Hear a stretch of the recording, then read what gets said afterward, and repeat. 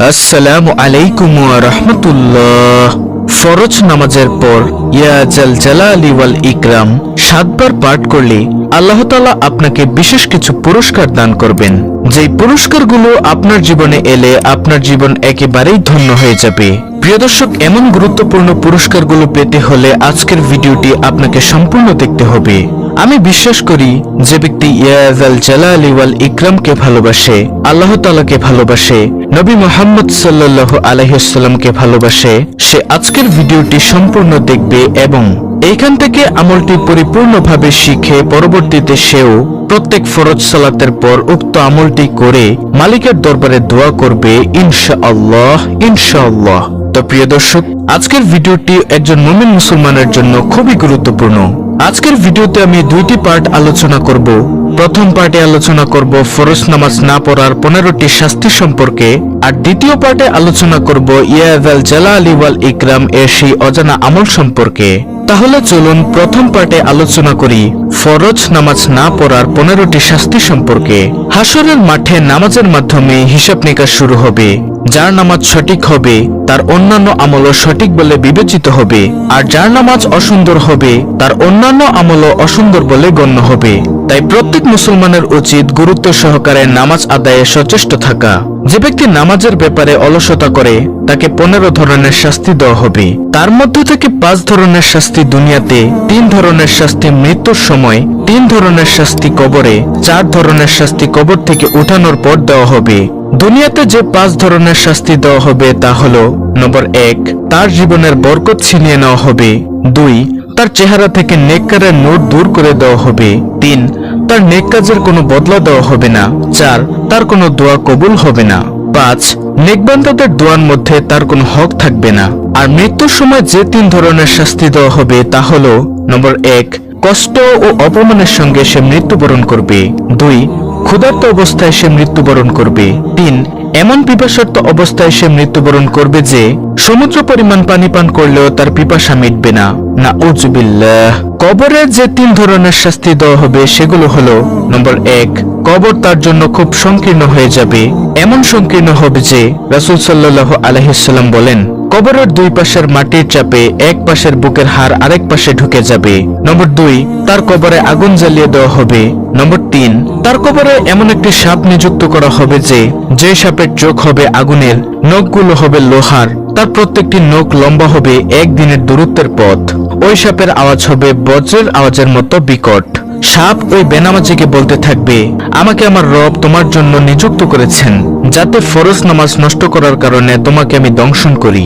ফজরের নামাজ নষ্ট করার কারণে সূর্যোদয় পর্যন্ত দংশন করতে থাকি, আর জোহরের নামাজ নষ্ট করার কারণে আসর পর্যন্ত দংশন করতে থাকি, আসরের নামাজ নষ্ট করার কারণে মাগরিব পর্যন্ত দংশন করতে থাকি, আর মাগরিবের নামাজ নষ্ট করার কারণে এশা পর্যন্ত, আর এশার নামাজ নষ্ট করার কারণে ফজর পর্যন্ত দংশন করতে থাকি। নাউজুবিল্লাহ। এই সাপ দংশন করার সঙ্গে সঙ্গে সে 70 হাত মাটির নিচে ঢুকে যাবে, উঠিয়ে তাকে আবার দংশন করতে থাকবে। এইভাবে কিয়ামত পর্যন্ত তাকে আযাব দিতে থাকবে। আল্লাহ তাআলা আমাদেরকে রক্ষা করুক, আমিন। আর প্রিয় দর্শক, কবর থেকে উঠানোর পর বেনামাজিকে যে 4 ধরনের আযাব দেওয়া হবে সেগুলো হলো: নম্বর 1, তার হিসাব খুব কঠিনভাবে নেওয়া হবে। 2, আল্লাহ তাআলা তার উপর অসন্তুষ্ট হয়ে থাকবেন। 3, তাকে জাহান্নামে নেওয়া হবে। নম্বর 4, তার চেহারায় 3টি লাইন লেখা থাকবে। প্রথম নম্বর লাইন হলো, হে আল্লাহর হক নষ্টকারী। দ্বিতীয় নম্বর লাইন, হে আল্লাহর গোসাই পতিত ব্যক্তি।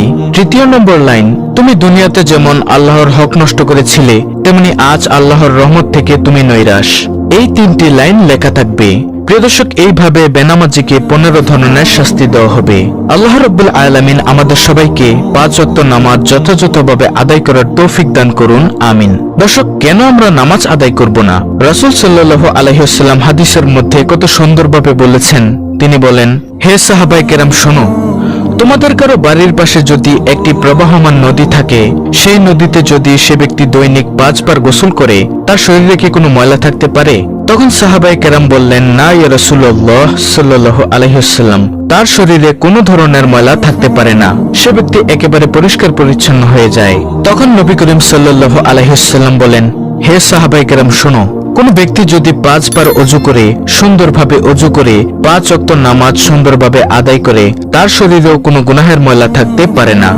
সুবহানাল্লাহ, আল্লাহু আকবার। প্রিয় দর্শক, নামাজের এতটাই দাম, এতটাই গুরুত্ব। আল্লাহ তাআলা আমাদেরকে 5 ওয়াক্ত নামাজ জামাতের সাথে এবং মহিলাদেরকে ঘরের মধ্যে সুন্দরভাবে আদায় করার তৌফিক দান করুন। আমিন সুম্মা আমিন। তো প্রিয় দর্শক, এখন বলবো সেই আমলের কথা যে আমলটি করলে আল্লাহ তাআলা আপনাকে বিশেষ বিশেষ কিছু পুরস্কার দান করবেন। সে আমলটি হলো ইয়া যাল জালালি ওয়াল ইকরাম এর আমল। এটি হলো একটি ইসমে আজম। ইসমে আজম আল্লাহ তাআলার গুণবাচক নাম দিয়ে তৈরি। প্রিয় দর্শক, এই ইসমে আজমের অনেক অনেক দাম। রাসূল সাল্লাল্লাহু আলাইহি ওয়াসাল্লাম একদিন একটি পথ দিয়ে যাচ্ছেন, এমতো সময় দেখলেন এক ব্যক্তি ইয়া যাল জালালি ওয়াল ইকরাম এর দ্বারা আল্লাহর দরবারে দোয়া করছেন। তখন নবী সাল্লাল্লাহু আলাইহি ওয়াসাল্লাম বলেন, তোমার আজকে যা মনে চায় তুমি তাই আল্লাহর দরবারে চেয়ে নাও, কারণ ইয়া যাল জালালি ওয়াল ইকরাম এর বরকতে আল্লাহ তাআলা তোমার দোয়া আজকে কবুল করে নেবেন। সুবহানাল্লাহ, আল্লাহু আকবার। আমাদের সমাজ থেকে আজকে এই ইয়া যাল জালালি ওয়াল ইকরাম এর জিকিরটি হারিয়ে গিয়েছে। অথচ কত দামি একটি আমল। আমরা যখনই মোনাজাত ধরব, মোনাজাতের মধ্যে ইয়া যাল জালালি ওয়াল ইকরাম এটা বলে আল্লাহর দরবারে কিছু চাইবো। ইনশাআল্লাহ ইয়া যাল জালালি ওয়াল ইকরাম এর উসিলায় মহান রব্বুল আলামিন কিছু না কিছু অবশ্যই দান করবেন ইনশাআল্লাহ। তো প্রিয় দর্শক, আমলটি করার জন্য আপনাকে প্রত্যেক ফরজ সালাতের পর ইয়া যাল জালালি ওয়াল ইকরাম এর জিকির করতে হবে এবং ইয়া যাল জালালি ওয়াল ইকরাম এর জিকির করে মহান মালিকের দরবারে আপনি যা চাইবেন, এক কথায় আপনি যা চাইবেন তা যদি আপনার জন্য কল্যাণকর হয়ে থাকে অবশ্যই আল্লাহ তাআলা আপনাকে তা দান করবেন। কারণ রাসূল সাল্লাল্লাহু আলাইহি ওয়াসাল্লাম কিন্তু হাদিসের মধ্যে স্পষ্টভাবেই বলে দিয়েছেন যে ব্যক্তি ইয়া যাল জালালি ওয়াল ইকরাম বলে কোনো কিছু চায় তাকে আল্লাহ তাআলা খালি হাতে ফিরিয়ে দেন না। তাই প্রিয় দর্শক, আপনার ধন দৌলত লাগবে, রিজিকে বরকত লাগবে, ব্যবসায় বরকত লাগবে, আপনার মনের দুঃখগুলো আল্লাহ তাআলার দূর করাতে হবে, আপনার গুনাহের জন্য ক্ষমা চাইতে হবে, সকল কিছু মহান মালিকের দরবারে বলবেন।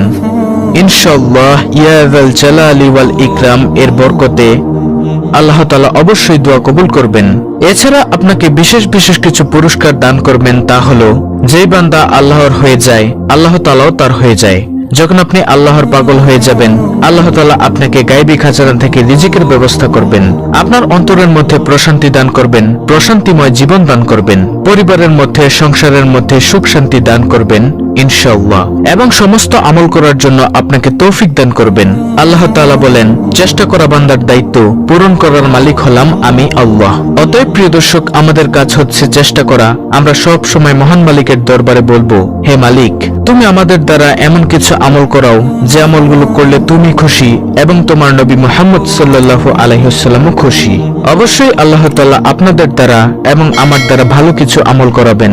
প্রিয় দর্শক, এই ইয়া যাল জালালি ওয়াল ইকরাম হচ্ছে অত্যন্ত সুন্দর একটি আমল, যেটা রাসূল সাল্লাল্লাহু আলাইহি ওয়াসাল্লামও করতেন। আল্লাহ রাব্বুল আলামিন আমাদের সকলকে